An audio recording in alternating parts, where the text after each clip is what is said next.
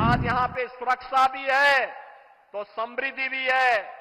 आज यहां पर आजीविका है तो आस्था को सम्मान भी है। आपका वोट जब गलत हाथों में जाता था तो फिर भ्रष्टाचार में संलिप्त, सुरक्षा के साथ खिलवाड़ करने वाली, आतंकवादियों को बिरयानी खिलाने वाली, देश के अंदर उपद्रव करवाने वाली, नौजवानों के जीवन के साथ खिलवाड़ करने वाली, अन्नदाता किसानों को आत्महत्या के लिए मजबूर करने वाली सरकारें आती थी। बहनों और भाइयों, ये हमारा सौभाग्य है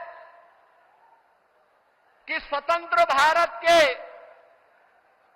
स्वर्ण युग के रूप में जाने जा रहा भारत आज आदरणीय मोदी जी के नेतृत्व में एक ग्लोबल पावर बनने की ओर अग्रसर है। हम सब की आने वाली पीढ़ियां इसके बारे में कृतज्ञता ज्ञापित करेगी। बहनों और भाइयों, आज इस बदलते हुए भारत को हम सब ने देखा है। ये बदलता हुआ भारत, जिस बदलते हुए भारत में सुरक्षा भी है, सम्मान भी है, विकास की बड़ी बड़ी परियोजनाएं भी हैं और गरीब कल्याण की योजनाओं की तो कोई सानी ही नहीं। बहनों और भाइयों, ये बदलते हुए भारत ने कभी किसी ने सोचा था कि गुरु नानक देव जी का जन्म जिस भूमि पर हुआ था, कभी वह अखंड भारत का हिस्सा था। कांग्रेस की कुटिल चालों से देश का विभाजन हुआ, लेकिन सिख भावनाओं का सम्मान करते हुए, भारत की उस आस्था का सम्मान करते हुए करतारपुर कॉरिडोर का निर्माण मोदी जी के नेतृत्व में ही संभव हो पाया, जब प्रधानमंत्री के रूप में मोदी जी देश के प्रधानमंत्री बने। बहनों और भाइयों, हम सब इस बारे में जानते हैं कि देश के अंदर गुरु गोविंद सिंह जी महाराज के चार साहिबजादों ने भारत की हिंदू धर्म और संस्कृति की रक्षा करने के लिए अपने आप को बलिदान कर दिया था। लेकिन बाल दिवस कोई और ही दिवस मनाया जाता था।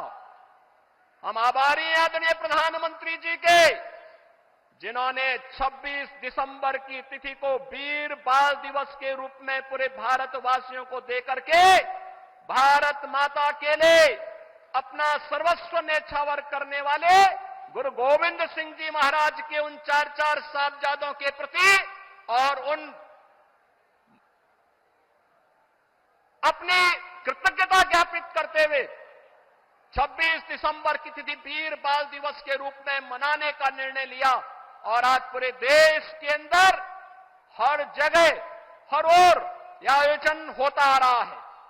हमारा ये पीलीभीत, जहां अपनी कृषि के लिए जाना जाता है, वहीं अपनी अद्भुत कला के लिए भी जाना जाता है। कृषि में गन्ना किसान यहां की मिठास को न केवल प्रदेश और देश में बल्कि दुनिया में पहुंचाने का काम करते हैं। और बताते हुए यह भी प्रसन्नता है बहनों और भाइयों कि मोदी जी के ही नेतृत्व में संभव हो पाया कि गन्ना किसानों के गन्ना मूल्य का भुगतान अब समय पे हो पा रहा है। अन्यथा कई वर्ष लगते थे और गन्ना किसान देखता रह जाता था। आज यहां पे सुरक्षा भी है तो समृद्धि भी है। आज यहां पर आजीविका है तो आस्था को सम्मान भी है। कोई सोचता था अयोध्या में रामलला का भव्य मंदिर का निर्माण हो पाएगा? बहनों और भाइयों, अगर ये हो पाया है तो यह प्रधानमंत्री मोदी जी के यशस्वी नेतृत्व में, उनके मार्गदर्शन में वर्तमान पीढ़ी इन सभी कार्यक्रमों को आगे बढ़ते हुए देख रही है।